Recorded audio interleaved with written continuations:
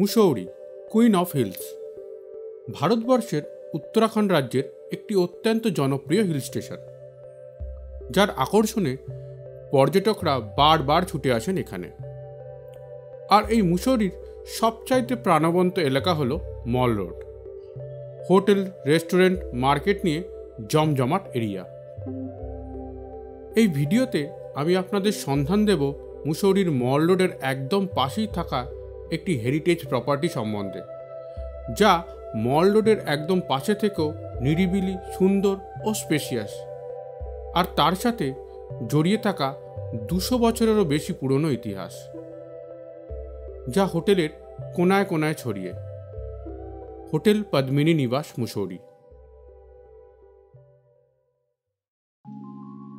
দেরাদুন থেকে গাড়ি বুক করে মুসৌরির সাইট সিইং সম্পন্ন করে যখন হোটেল পদ্মিনী নিবাসে পৌঁছালাম, তখন বিকেল গড়িয়ে সন্ধে হতে যায়। রুমে পৌঁছে সারাদিনের ঘোরার ক্লান্তি কিন্তু এক নিমেষেই কেটে গেল।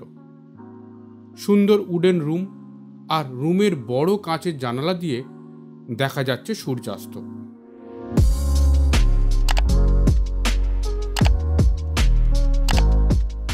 রুম এবং বাথরুম খুবই স্পেশিয়াস, আছে সব রকম আধুনিক সুবিধা। 24/7 গিজার, লিকুইড কন্ডিশনার, শ্যাম্পু, সাবান, টি, কফি স্যাচেট, টিভি এবং ওয়াইফাই।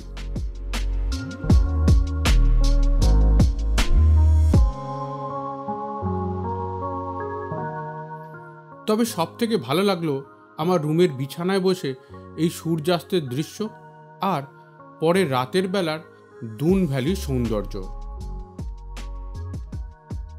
হোটেল পদ্মিনী নিবাস থেকে মুসৌরির লাইব্রেরি চকের দূরত্ব মাত্র 400 মিটার। আর আপনি যদি পিকচার প্যালেসের দিক থেকে আসেন, তবে তিবেতিয়ান মার্কেট ধরে সোজা নিচে নেমে এলেই এই হোটেল। তবে যেহেতু মল রোডে গাড়ি সবসময় চলাচল করে না, তাই মল রোডের নিচে একটি রাস্তা ধরে হোটেলের একদম কাছেই নামা যায়। আমি যে রুমটিতে ছিলাম সেটি স্ট্যান্ডার্ড রুম। ভাড়া পড়েছিল 3200 টাকা প্লাস জিএসটি। তবে রুমের টেরিফ সিজন অনুযায়ী বাড়ে বা কমে, কখনো ডিসকাউন্টও থাকে।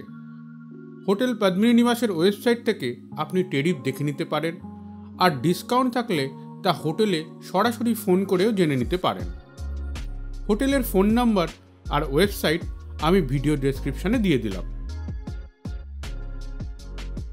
স্ট্যান্ডার্ড রুম ছাড়াও আছে ডিলাক্স, ডিলাক্স হেরিটেজ, 3 বেডের deluxe, sweet heritage, 2 room set এবং প্রাইভেট কটেজ। সেই রুমগুলির টেরিফ অবশ্যই স্ট্যান্ডার্ডের থেকে বেশি, তবে সেখানে থাকলে মনে হবে রাজকীয় কোনো পরিবেশে আছেন। ফার্নিচার থেকে গৃহসজ্জা, এই ঐতিহাসিক প্রপার্টির স্বাদ পুরোপুরি উপভোগ করতে পারবেন।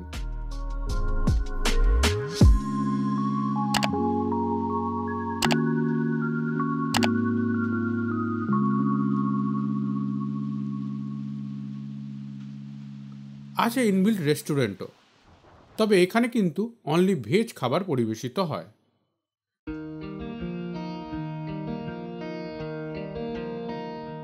এছাড়া আছে লাইব্রেরি, গেম জোন, অনেক ওপেন স্পেস, যা মল রোডের এত কাছে অন্য কোনো প্রপার্টিতে আপনি পাবেন না।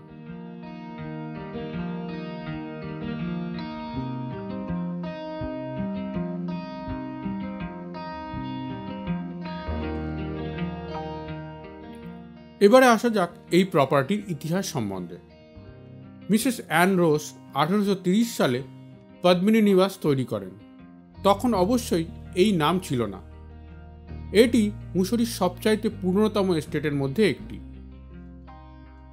অনেকের কাছে হাত বদলের পর এই সম্পত্তি অবশেষে কেনেন একজন অস্ট্রেলীয় সুরা প্রস্তুতকারী এবং নাম দেন রুসব্রুক এস্টেট। রুসব্রুক শব্দটি এখনও এই হোটেলের প্রধান প্রবেশপথে দেখতে পাওয়া যায়। পরে 1925 সালে রাজপিপলার মহারাজ শ্রী স্যার বিজয় সিংজি ছত্রা সিংজি এই প্রপার্টিটি ব্রিটিশ ওনার মিস্টার চার্লস মেয়ার গ্রেগরি থেকে কিনে নেন ও তার স্ত্রী মহারানী পদ্মিনী কুবেরবা সাহিবা নাম অনুসারে এই প্রপার্টির নাম হয় পদ্মিনী নিবাস। মহারাজা বিজয় সিংজি ব্রিটিশ রাজত্বে অনেক পদবি ও মেডেলও জয় করেছিলেন।